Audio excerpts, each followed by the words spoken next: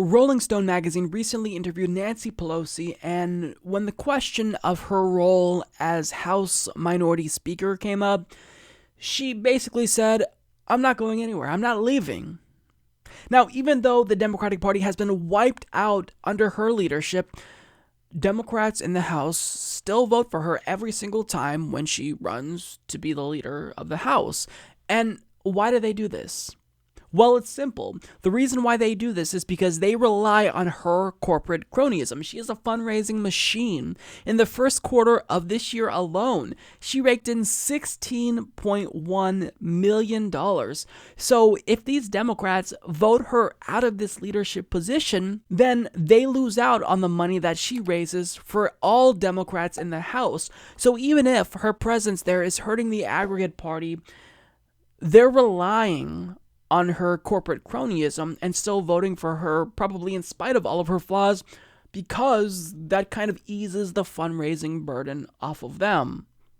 Now, when I call her a corporate pawn, that's not just me saying this. I think that most people view her as a corporate pawn. In fact, she even acknowledges that her own constituents see her as a corporate pawn. In my district, they call me a corporate pawn because my district is so progressive. No shit. You know, my own constituents, they even call me a corporate pawn. But I'm not going anywhere. That's what she's saying here, right? She's saying that she knows that she's out of touch. She's saying that her own constituents think that she's too centrist and she refuses to budge on progressive policies because she's bankrolled by these special interests that don't want her to, but she's not going anywhere. So now, there are a couple of Democrats that are trying to challenge her power. Individuals like Tim Ryan, like Seth Moultons, and Rolling Stone asked her about her views on this, what to make of this, what to make of the fact that people are trying to challenge her. But this is what she had to say.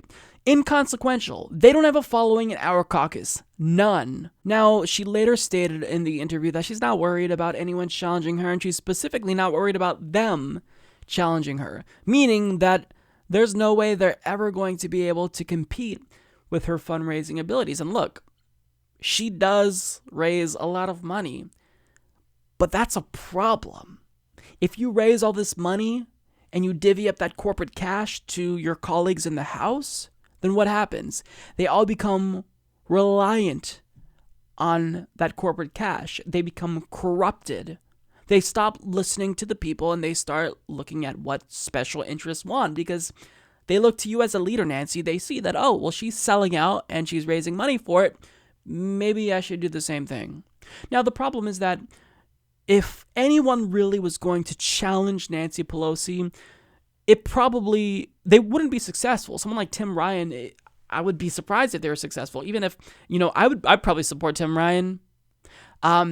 Is he the best? Not necessarily, but basically anyone is an improvement from Nancy Pelosi. The problem, however, that, the point that I'm trying to make is that who would actually be able to win is an individual like Steny Hoyer, who's the second highest ranking Democrat, who I think would be worse than Nancy Pelosi. So progressives are kind of backed into a corner and trapped in this nightmare scenario where if we truly want to challenge Nancy Pelosi and get her out, well, the only person who could possibly take her place at this point in time is someone like Steny Hoyer, because Tim Ryan and Seth Moultons, they just wouldn't be able to muster the support that someone like Steny Hoyer and Nancy Pelosi would. So the only option of getting rid of Nancy is replacing her with someone worse. So what do we do in this situation? Well, we might have some hope, because there's one individual who is considering a run at leadership. And that person is Representative Barbara Lee of California, who is considering a bid to be House leader. Now, the reason why we're all talking about Barbara Lee being House leader is because Alexandria Ocasio-Cortez, after she was elected, she was asked who she would support. Would she back Nancy Pelosi? And, she kind of gave a non-answer and said, look, tell me when Barbara Lee runs. And then Barbara Lee kind of responded by saying, I might be down for it. Now, is Barbara Lee perfect? No, I don't think she's perfect. She does take corporate PAC money, but she is very consistent and pretty unapologetically progressive on some issues. So when it comes to Medicare for All, the House bill, HR 676, she was one of the first to co-sponsor that bill. In fact, I think she was the second House Democrat, if I'm not mistaken, to co-sponsor that bill.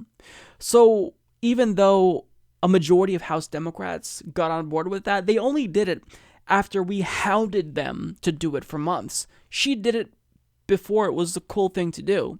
She's also basically made a career off of being anti-war. She even wanted to hold the Bush administration accountable when they broke the law, when they lied to the American people.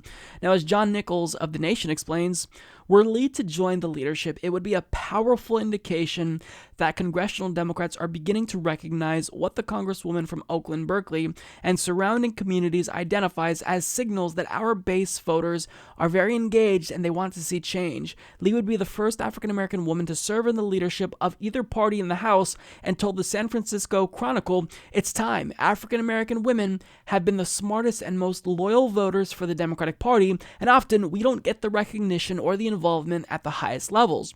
Lee's advancement to a leadership position would also demonstrate an understanding that voters desire new approaches to both domestic and foreign policy issues. We have to renew our checks and balances because this administration is wreaking havoc on the country and on the world, says Lee, who earned national notice in September of 2001 when she cast the only vote against the Bush-Cheney administration's request for a blank check authorization of the use of military force in response to the 9/11 terrorist attacks on the World Trade Center and the Pentagon. Lee's argument that it is necessary to avert undeclared wars and dial back the excesses of the military-industrial complex have popular appeal. She has become one of the most dynamic and necessary voices in the Democratic Party on foreign policy issues. In 2012, she presented the party's platform proposal to the Democratic National Convention. Her anti-interventionist, diplomacy-focused worldview is gaining traction in a party that now includes Lee allies such as Congressional Progressive Caucus co-chair Mark Pocan and Congressman Ro Khanna, and it is all but certain that the pro-peace, pro-diplomacy contingent will grow after the 2018 election to include an outspoken advocate for moving Barbara Lee into the leadership of the House, Alexandria Ocasio-Cortez. And that last point about Alexandria Ocasio-Cortez is really important because she's a rising star in politics, generally speaking, not just in the Democratic Party. Everyone is watching her right now. So if she says that Barbara Lee should be the House leader, then people are going to pay attention to what she has to say because she has their ear currently. So it's that enthusiasm that Ocasio-Cortez brings that makes this possible. But also, Barbara Lee has been in Congress for, I believe, 20 years now. So it's not like she's a newcomer who's trying to subvert power in the House. She's been there.